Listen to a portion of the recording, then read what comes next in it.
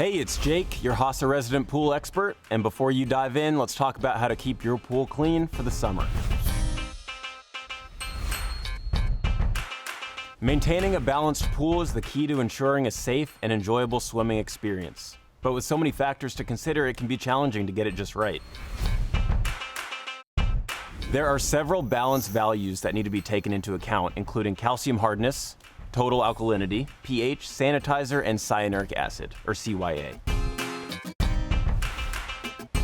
These values all work together to keep the water properly disinfected. If any of these values are out of balance, it can lead to a host of problems, such as cloudy water and damage to the pool surface and equipment. To achieve proper water balance, you've got to feel comfortable testing your water so you know what all the different parameters are. Like, for example, if you want to keep your pool's chlorine between 2 and 4 parts per million, we would suggest that you have a tailored DPD test kit or simple test strips or something that you know how much chlorine you have. And also a pH. pH is very, very important for the comfort of the swimmer, but also the health of the pool and how efficient your chlorine actually does work. So those are the two things I get really comfortable with right there is pH and chlorine. But then you also want to make sure you're comfortable testing some of the other things that affect your water, alkalinity, calcium hardness, TDS, and such. The best way to determine your pool's chemistry and balance it accordingly is to use a quality test kit, test strips, or a smart device such as the Sutro.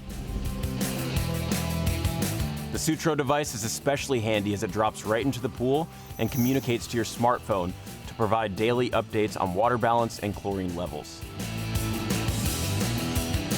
To achieve the ideal water balance, there are recommended targets for each of these values. For calcium hardness, the target should be 350 ppm in plaster pools or 250 ppm for vinyl or fiberglass pools.